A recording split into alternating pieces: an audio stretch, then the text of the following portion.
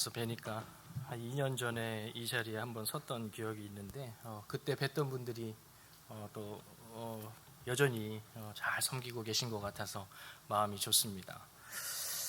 제가 섬기는 교회는 우리 목사님이 말씀해 주신 대로 팜스프링스에서 지금 이제 4살 되어 갑니다. 4살 되어 가는 교회, 필그림 교회를 섬기고 있는데 여러분 참 소박하게 모여서 하나님 나라 사역을 감당하고 있습니다.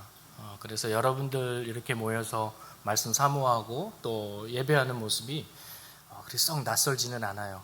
저희 교회 지금 모여서 예배하는 모습과 굉장히 비슷합니다. 그래서 집에 온 것 같아요. 집에 온 것 같고 뭐 척박하다고 말씀은 하셨습니다만 요즘에는 팜스프링스가 온천으로 유명하지 않고요, 골프로 유명해요.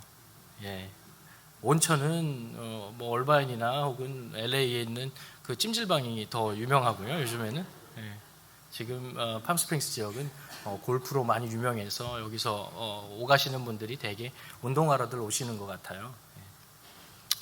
여러분 반려동물들 많이 기르시죠? 개나 고양이들 기르시는 분들 많으실 텐데요.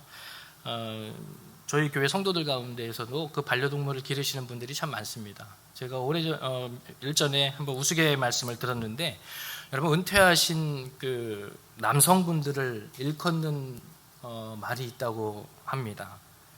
하루에 몇 끼를 집에서 드시는지에 따라서 부르는 말이 좀 달라진다 그래요. 하루에 몇 끼 드시는지에 따라서 영식이, 일식이, 이식군, 삼식, 가장 사랑받는 남편은 누구일까요? 가장 사랑받는 남편은 영식이라고 합니다. 영식이. 그럼 가장 미움을 받는 남편은 근데 요즘은 삼식이보다 더 담대한 분들이 생기기 시작했다 그래요. 하루에 삼시세끼를 드시면서 그 사이사이에 간식을 챙겨 드시는 분이 계시다고 그러네요. 그분들을 가리켜서 또 부르는 말이 갓나. 우스갯소리라고는 하는데 굉장히 씁쓸하더라고요. 이게 막 뜨끔하고 제 얘기를 하는 게 아닌가. 제가 은퇴는 하지 않았습니다만 집밥을 좋아해서 굉장히 미운 짓을 지금 하고 있습니다. 반려동물 이야기하다가 여기까지 왔는데요. 그래서 이제 한국에서는 은퇴하고 이사를 하실 때 남성분들은 식구들 생각한다고 무거운 짐을 들고 있으면 낭패를 보기 쉽다고 합니다. 이사를 갈 때는 은퇴하시고 이사를 하실 때는 가족을 위해서 무거운 짐을 지고 있는 것이 아니라 꼭 반려동물을 안고 있어야 된대요. 가족 생각하고 무거운 짐 들고 있으면 그 짐하고 남겨질 수 있답니다. 반려동물이 그만큼 지금 우리가 살아가는 시대에 굉장히 가족보다도 더 가깝게 반려동물을 생각하고 지내는 것 같아요. 그렇게 애지중지하는 그 반려동물을 주일 예배 오실 때는 집에다 두거나 혹은 어디 맡기실 곳이 있으면 또 맡기고 이렇게 오실 텐데, 저희 교회에 집에 두면 식구들한테는 보이지 않으면 짖는 그 강아지가 있어요. 그래서 예배 때 그 강아지를 댁에다 두고 오시면 그 예배 때 나와 계시는 동안 계속 짖어서 이웃들한테 원성이 자자하다는 거예요. 그래서 가끔은 맡기시기도 하고 여의치 않으시면 교회에 같이 와서 예배를 함께 할 때가 있습니다.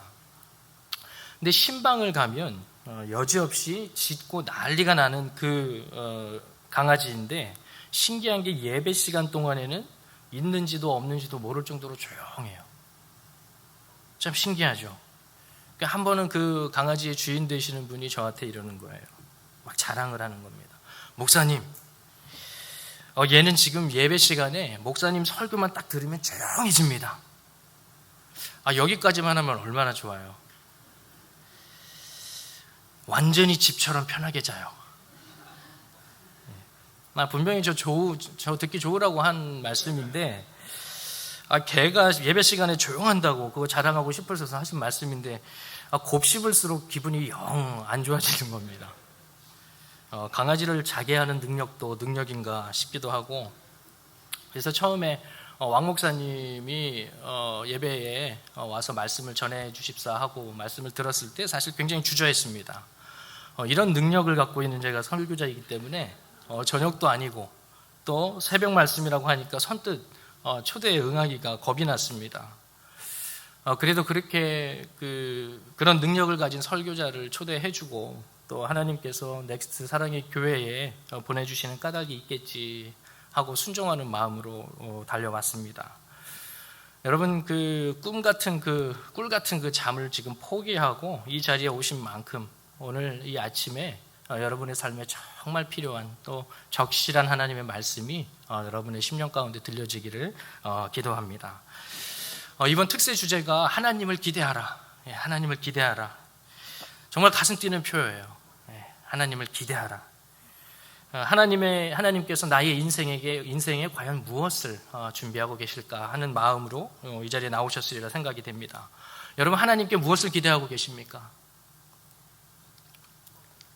하나님께 무엇을 기대하셔서 지금 이 자리에 이렇게 이른 아침부터 나와 계십니까? 많은 것들이 있을 겁니다. 자녀들 잘 크고 공부 잘해서 출세했으면 좋겠고요. 하는 사업 불황 없이 그냥 잘 됐으면 좋겠고요. 질병 없이 건강하게 살았으면 좋겠고요. 인간관계에 다 원만하게 그렇게 평안했으면 좋겠고요. 여러분, 여기 모여 계신 분들 한 분씩만 그 하나님께 기대하는 것들을 얘기해도 수십 가지입니다. 그런데 그 많은 바람들을 한마디로 요약하면 딱 하나죠. 잘 살고 싶은 거예요. 하나님, 잘 살고 싶어요.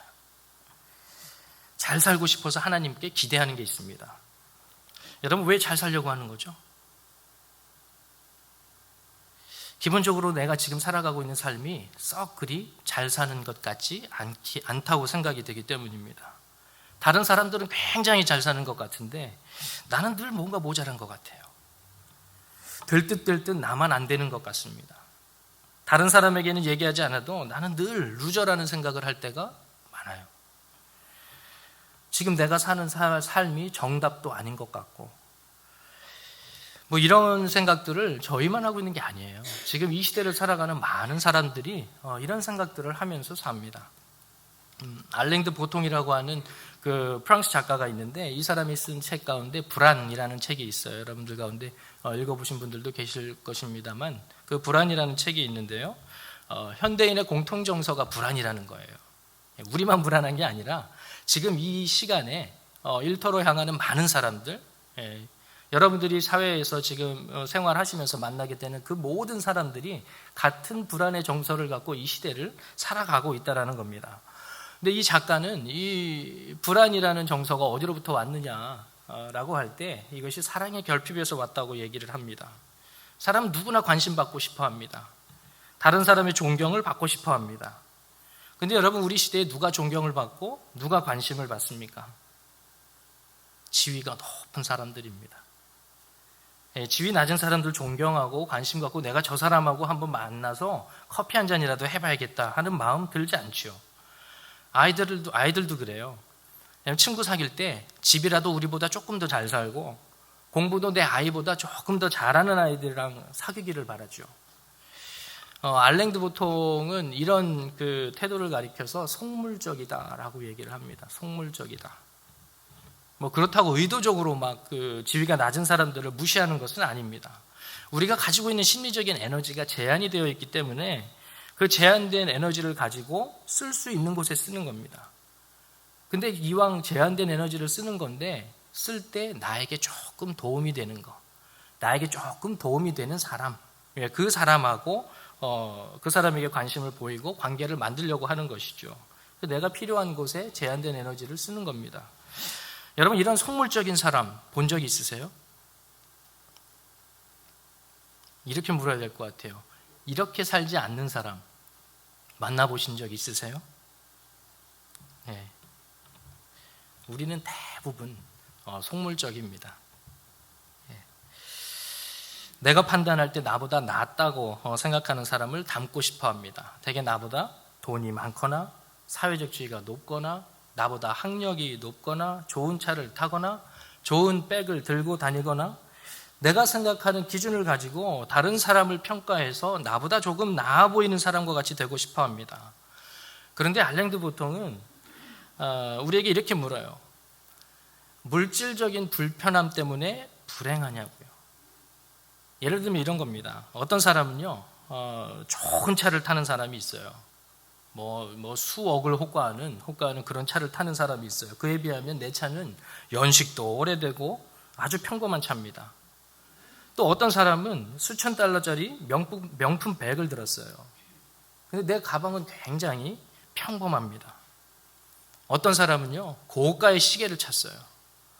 근데 제가 찬 시계는 사은품으로 받은 시계예요.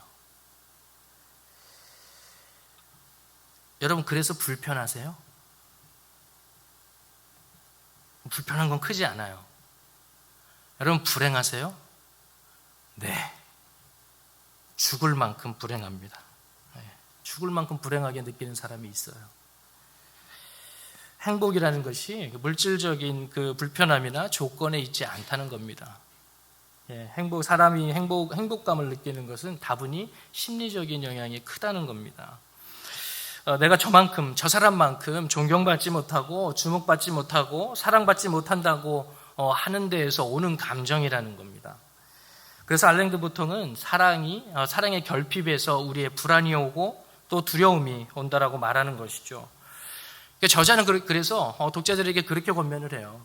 수천 달러 백을 들고 또 수십만 달러를 호가하는 그 차를 타고 자랑하는 사람을 보면 사랑받지 못한 상처가 저렇게 크구나. 그렇게 사랑에 목말라 하는, 저만큼 사랑에 목말라 하는구나. 이렇게 보면 조금 더 행복에 가까워진다라는 겁니다.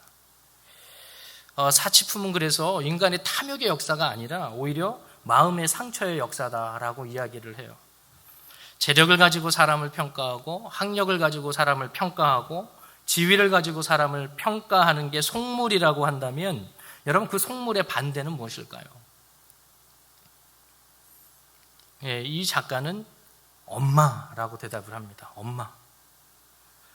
여러분, 엄마는 어떤 사람이에요? 엄마는 그저 아기가 있는 그대로 인정하고 받아줍니다.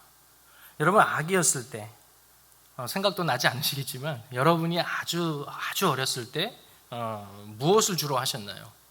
내가 앞으로 커서 이 사회에 이바지하는 큰 인물이 되어야지 하면서 그 아기 시절을 보내셨습니까? 밤낮 불철주야 나를 위해서 애쓰시는 엄마의 수고를 덜어드리고자 스스로 기저귀를 바꾸는 신공을 발휘해 보셨습니까? 이게 예수님도 못하는 일이에요. 아기는 태어나서 하는 일이 딱 두 가지입니다. 먹고 자고 싸고, 먹고 싸고, 먹고 싸고. 그런데 엄마는 그 아기에게 뭐라도 더 해주고 싶어하고 사랑을 쏟아 부어줍니다.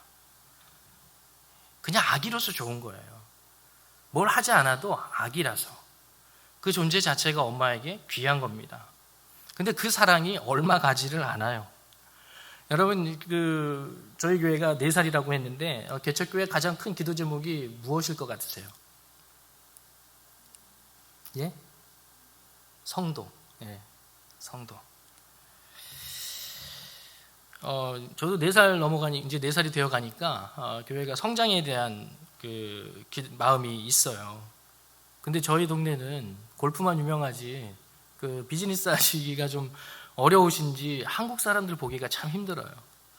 한국 사람들 보기가 많이 힘듭니다. 그래서 저희가 기도할 때마다 하나님 어떻게 해야 됩니까? 저희가 본질도 중요하고 하나님 나라를 위한 사역도 중요한데 조금 성장을 해야 모인 저희들도 신명나지 않겠느냐고 기도하면서 전도를 하는데 이사 오신다라는 소문만 들으면 막 사람의 건너까지 접촉을 해서 그분을 반드시 만납니다.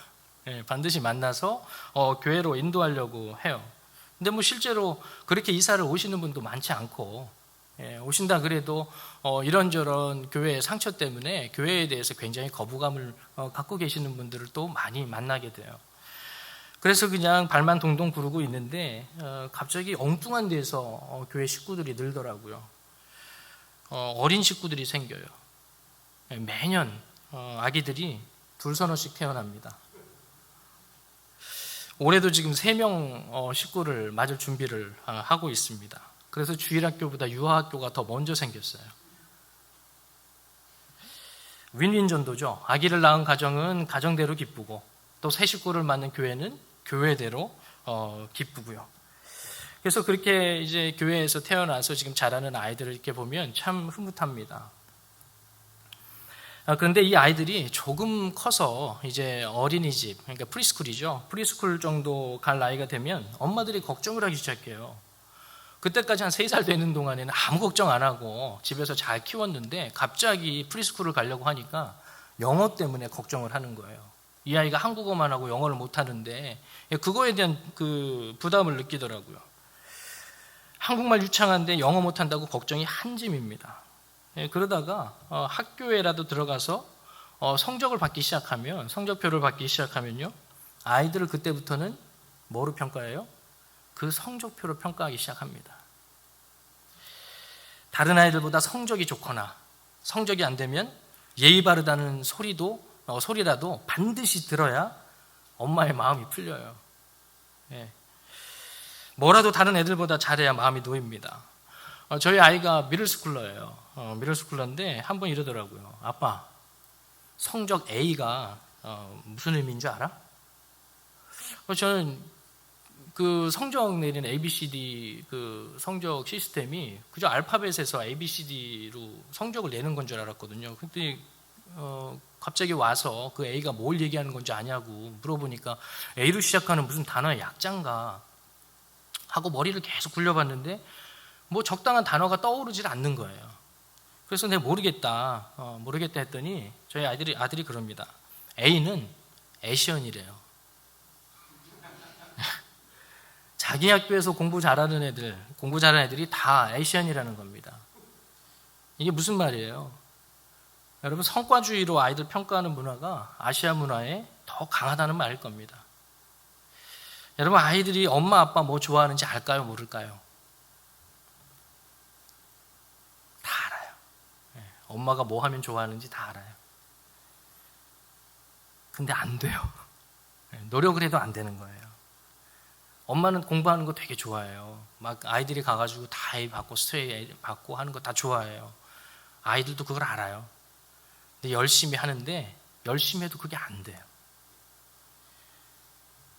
그러면서 자존감이 떨어집니다. 성과를 내지 못해서 부모님 기대에 미치지 못해서 불안해하기 시작하는 겁니다. 여러분, 아이들만 그래요? 우리 모두가 태어나면서 그 엄마의 사랑을 한 2년, 길게는 한 3년 그렇게 받았고 그 사랑 안에서, 그 은혜 아래서 살다가 어느 순간부터 이 세상에 나와서 나도 나로 평가받지 않고 내 성과로 평가받기 시작하는 세상을 여태껏 살아왔습니다. 그렇기 때문에 우리 모두가 우리 안에 있는 엄마, 나를 나 그대로 그냥 받아주시고 인정해 주시는 그 엄마에 대한 그리움이 있습니다. 그래서 불안한 인생을 사는 우리 안에 작동하는 감정이 딱 2가지예요. 사랑받고 싶고 사랑받고 싶은 감정, 그리고 사랑받지 못할 것 같은 두려움입니다. 여러분, 두려움이라는 감정이 얼마나 심각한가 하면 세상 아무리 내가 제일 좋아하는 것, 제일 귀하다고 생각하는 것이 내 눈앞에 있어도요, 두려우면 한 걸음을 떼지 못합니다. 내가 아무리 갖고 싶은 게 내 눈앞에 있어도 두려운 마음이 들면 거기에 그걸 갖기 위해서 손을 내밀지를 못해요. 발이 떨어지질 않아요. 여러분, 요한일서 4장 18절 말씀입니다. 사랑 안에 두려움이 없고 온전한 사랑이 두려움을 내어 쫓나니. 한치 앞에 아무리 좋은 게 있어도 두려워서 걸음도 내지 못하는데 그 불타는 집에 만약에 우리 아이가 있다고 하면, 우리 자식이 있다고 하면 어느 부모도 그 불 때문에 두려워서 거기에 그냥 우두커니 서서 있는 부모는 없습니다. 내 목숨을 잃는다고 해도 불타는 집 안에 내 자식이 들어가 있으면 거길 뛰어들어요. 그게 사랑이라는 겁니다. 두려움을 내어 쫓는 사랑입니다. 여러분, 알랭드 보통이라는 사람 무신론자예요. 그런데 이 삶의 불안과 두려움을 이기는 힘을 어디에서 찾는가? 기독교에서 찾습니다. 놀랍죠? 무신론자인데 삶의 불안과 그 삶의 두려움의 해법이 어디 있느냐? 기독교에 있다는 거예요. 신을 믿지 않는 그 인문학자가 기독교가 대안이라고 말한다니까 참 놀랍습니다. 뭐 요즘은 보면 도리어 세상이 복음을 증거하고 교회는 오히려 세상을 흉내내는 기이한 일들이 종종 벌어져요. 이 작가는 교회에 가서 예배하면서요, 우리의 인생이 유한하다는 사실을 부단히 듣게 된다는 겁니다. 여러분처럼 이렇게 회중석에 앉아서 설교 말씀을 들으면서 하나님 앞에서 우리가 얼마나 유한한 존재인지를 부단하게 생각한다는 거예요. 그리고 하나님께서 살아가시는 그 영원이라는 시간 속에서 우리가 이 땅을 살아가는 동안이 얼마나 미미한 시간이고 얼마나 흔적조차 없는 순간을 살다 가는 것인지를 끊임없이 생각하기 때문에 인생을 조금 더 초연하게 살 수 있다는 겁니다. 여러분, 늘 죽는 생각하고 유한한 존재라는 사실을 자각하고 하니까 막 인생이 더 우울해질 것 같은데 도리어 더 삶이 충실해지더라는 거예요. 신학적으로는 이런 삶을 가리켜서 종말론적인 삶이라고 해요.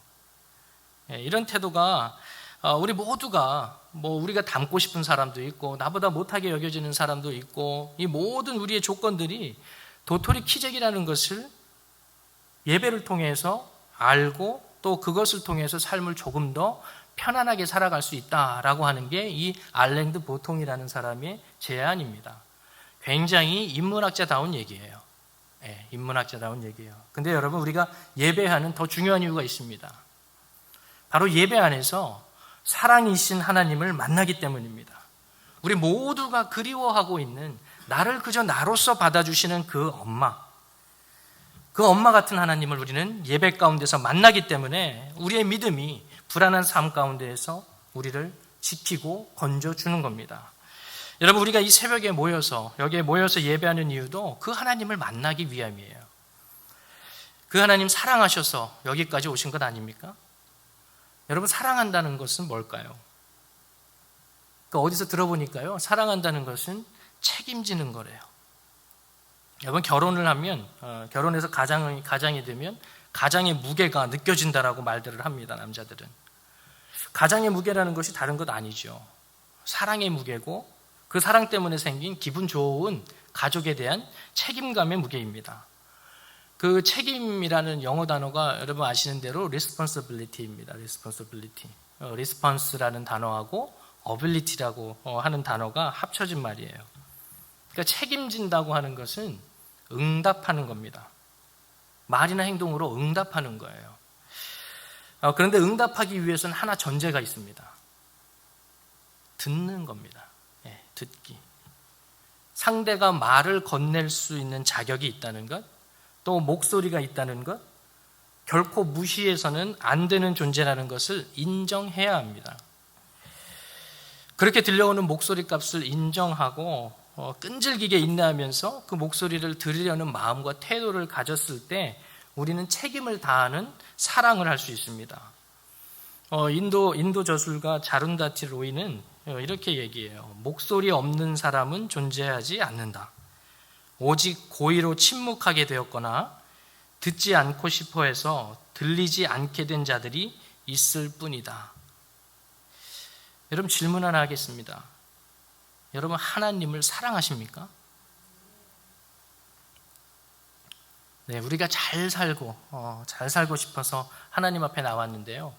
하나님께 기대하는 것들이 하나님께서 여러분들에게 말씀해 주신 것입니까? 아니면 하나님은 침묵하게 만들고 내가 생각할 때 이것만 있으면 내가 잘 살 수 있을 것 같은데 하는 것들을 기대하고 계십니까?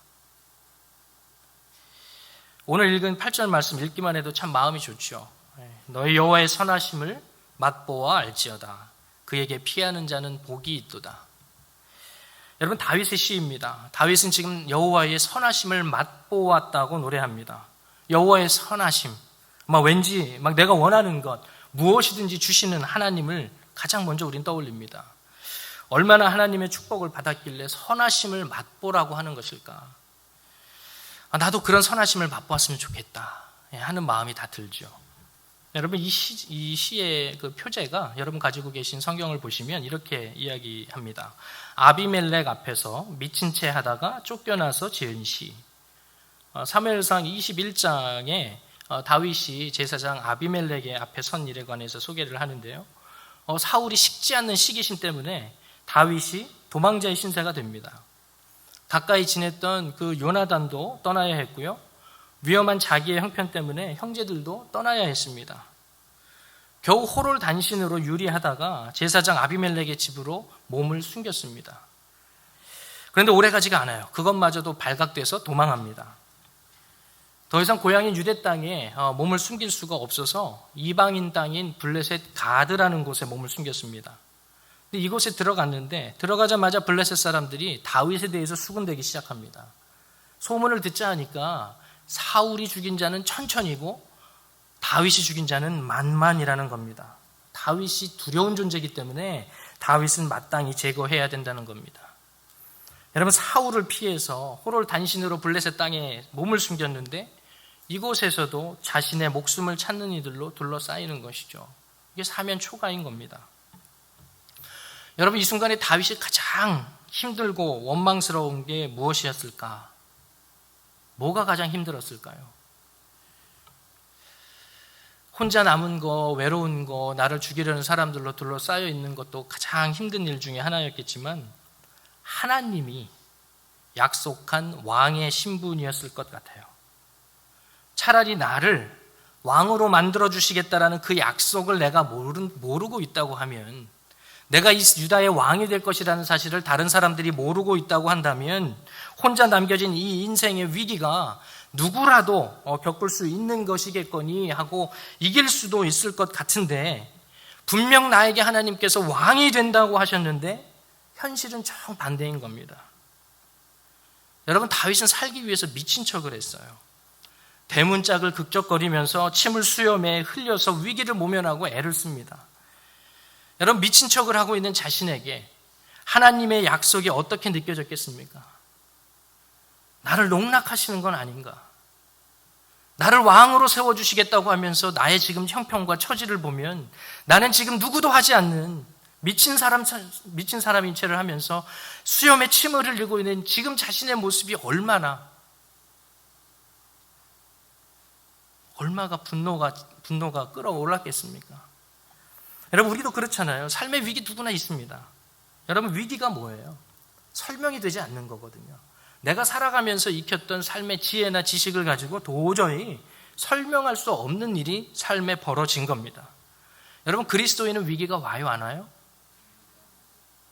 그리스도인에게도 위기는 옵니다. 그러면 그리스도인은 어떻게 이 위기를 대해야 하죠?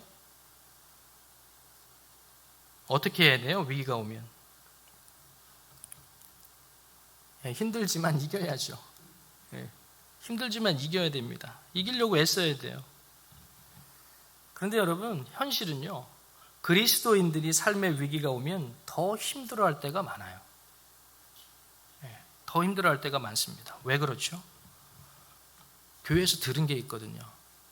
하나님은 선하신 분, 하나님은 우리에게 선을 베푸시는 분이라고 알고 있고, 우리에게 가장 좋은 것을 주시는 분이 하나님이시라고 우리가 들어왔습니다. 그게 더 우리를 힘들게 합니다.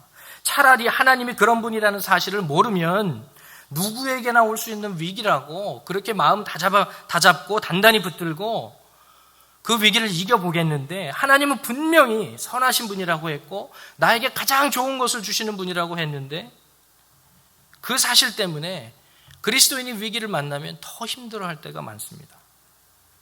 어떻게 나에게 이럴 수 있냐는 것이죠. 하나님이 살아계시다면 어떻게 나에게 이럴 수 있느냐는 거예요.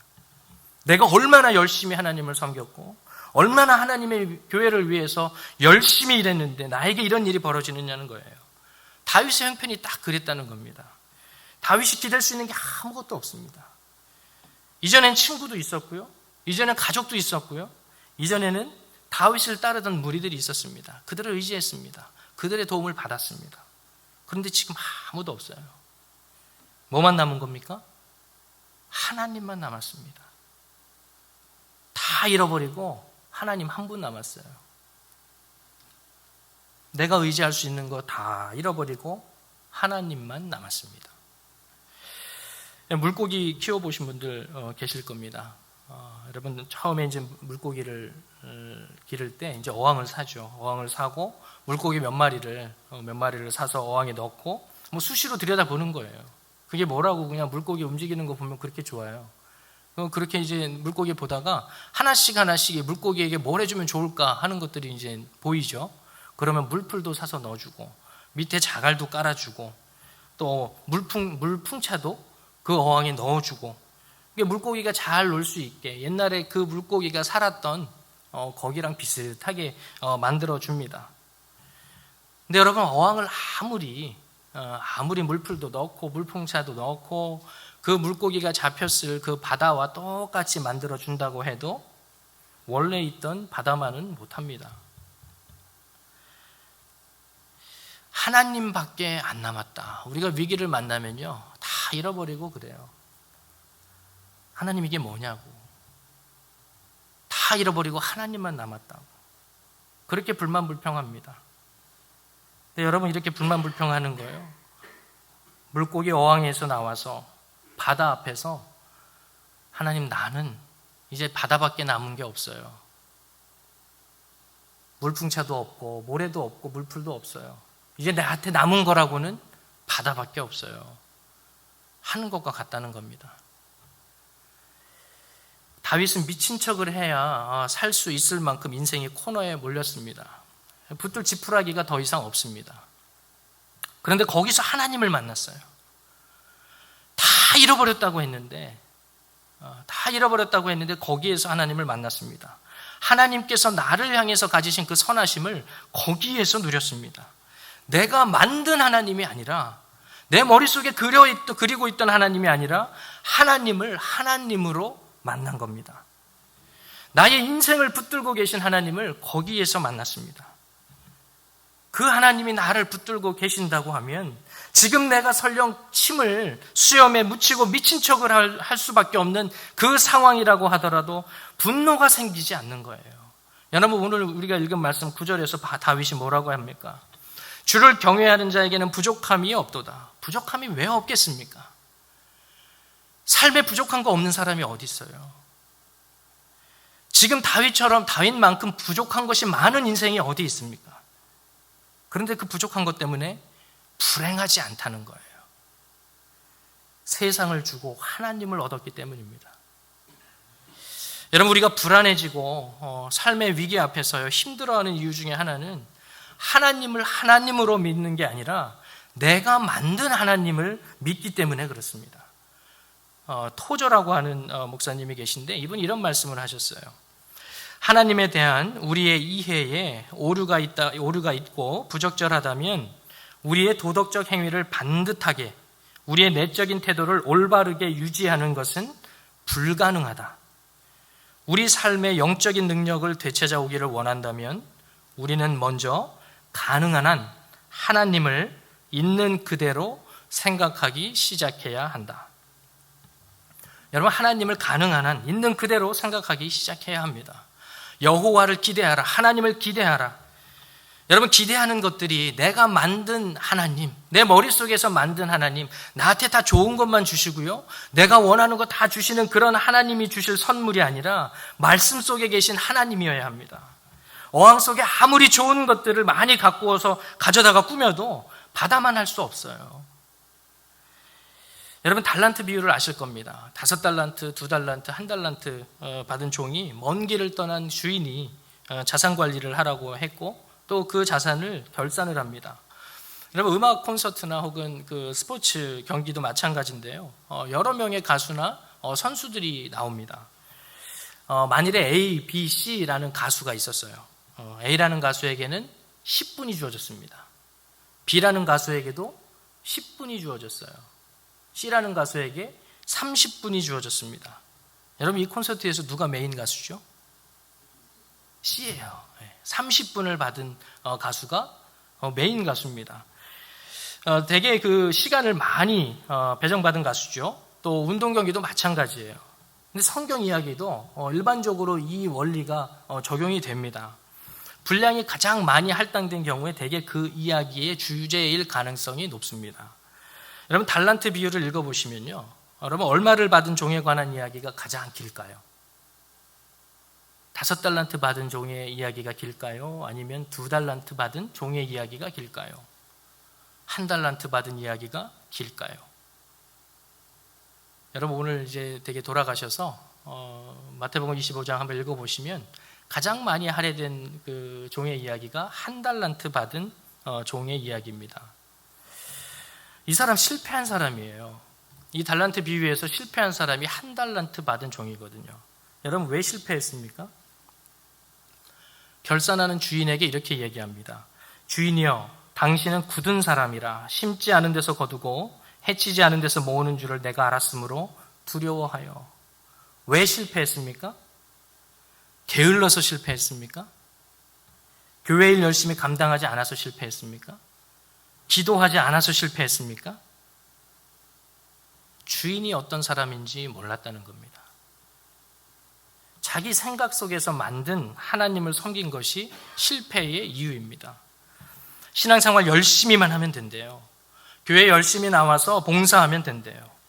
그런데 여러분 그렇게 그냥 열심을 내는 것 위험할 수 있다는 겁니다. 로마서 10장 2절 말씀입니다. 내가 증언하노니 그들이 하나님께 열심히 있으나 올바른 지식을 따른 것이 아니니라. 무엇이 있대요? 열심히 있습니다. 하나님께 대한 열심이 있습니다. 그런데 뭐가 없어요?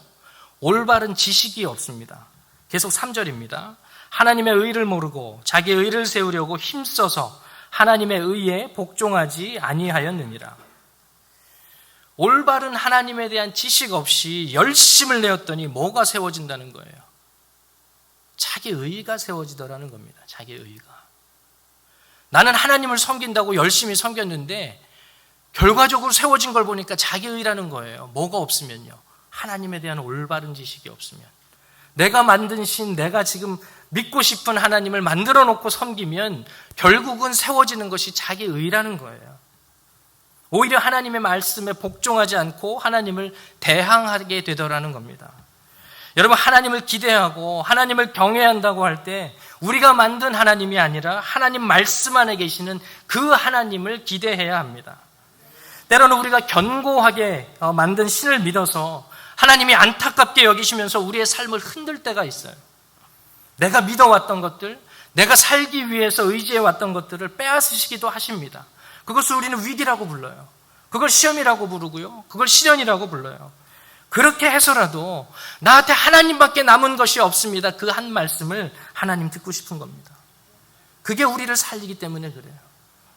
그것이 우리가 바다를 얻는 길이기 때문에 그렇습니다. 여러분 잠자리 들 때 우리가 인사들을 나누잖아요. 그래서 저도 이제 잠자리 들 때 아이들에게 잘 자라고 인사를 해주고 또 잘 때 아내에게 인사를 합니다. 잘 자라고 오늘 하루도 수고했다고 잘 자라고 그냥 굿나잇 하고 자는데 하루는 문득 침대에 누워서 옆에 누운 아내에게 이렇게 인사를 했어요. 내일 다시 만납시다. 저도 왜 그랬는지 모르겠거든요. 그래서 그냥 그날은 늘 하던 인사 말고 그냥 내일 다시 만납시다. 아무 생각 없이 아내에게 그 인사를 했는데 여러분 그 인사를 하고 나서 아내와 여러 생각을 나눴습니다. 여러분도 웃으셨으니까 대략 이 인사가 가지고 있는 의미를 여러분들이 이해하셨으리라 믿습니다. 저희가 매일 아침에 매일 밤에 같이 잠들고 아침에 같이 일어나는데요. 그게 당연한 게 아니더라고요. 저는 그냥 매일 잠이 오니까 자고 아침에 이제 해가 뜨니까 일어난다고 생각했고 늘 눈을 뜨면 아내가 옆에 있고 해서 그게 당연하다고 생각을 했어요. 근데 인사를 하고 나서 보니까 우리가 당연하게 사는 게 없어요. 밤새 우리의 호흡을 지키시는 은혜가 있어서 매일 아침 가족을 만날 수 있는 일상을 사는 겁니다. 이미 나와 함께 하시는 하나님을 만나면요 부족한 게 더 이상 의미가 없어집니다. 하나님의 선하심은 우리가 원하는 것을 얻는 데 있지 않습니다. 내 삶의 형편과 관계없이 신실하게 나를 지키시는 엄마, 그 사랑 안에 충만하게 거하는 것이 하나님의 선하심을 맛보는 길입니다. 여러분 같은 다윗이 시편 121편에서 이렇게 고백을 해요. 이스라엘을 지키시는 이는 졸지도 아니하시고 주무시지도 아니하시리로다. 여호와는 너를 지키시는 이시라. 여호와께서 내 오른쪽에서 내 그늘이 되시나니 낮의 해가 너를 상하게 하지 아니하며 밤의 달도 너를 해치지 아니하리로다. 할렐루야. 말씀 속에 계신 하나님을 기대하십시오. 내가 사랑받기 위해서 필요하다고 여기는 것을 얻는 게 복이 아니라 말씀 안에 계시는 하나님을 만나는 일이 복입니다.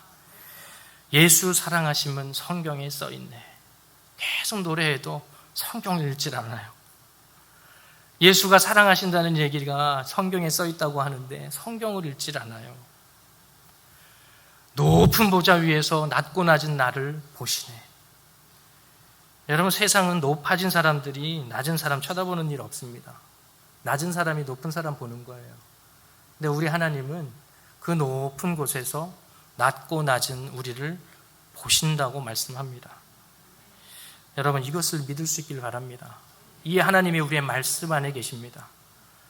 여러분이 가지고 있는 것, 여러분이 하나님께 얻고자 하는 것 얻으면 행복할 것 같은데 그게 아니에요. 말씀에서 우리의 삶에 약속하시는 그 하나님을 기대하시면 좋겠습니다. 사랑하는 넥스트 사랑의 교회 성도 여러분, 하나님의 선하심 충분히 맛볼 수 있는 은총이 여러분에게 넘치기를 축복합니다. 말씀 안에 계신 그 하나님, 사랑이신 그 하나님 안에서 우리의 삶의 주인 되시고 우리를 지키시는 은총을 바라볼 수 있는 그 눈이 열릴 수 있기를 소망합니다. 여러분, 때로는 삶의 위기가 있습니다. 그러나 그 위기 속에서 하나님만 남아있다면, 내가 하나님만 내 인생에 남았다라고 고백할 수 있다면 거기에서 하나님의 선하심을 맛볼 수 있는 기회가 생긴다는 사실을 믿을 수 있기를 바랍니다. 내 삶을 지키시는 하나님, 말씀에 임하시는 그 하나님을 만나서 내게는 부족한 것이 없습니다. 내게는 부족한 것이 없습니다. 고백하면서 하나님 주신 평강 이 땅에서 지금 여기서부터 누리시는 저와 여러분이 될 수 있기를 주님의 이름으로 축원합니다.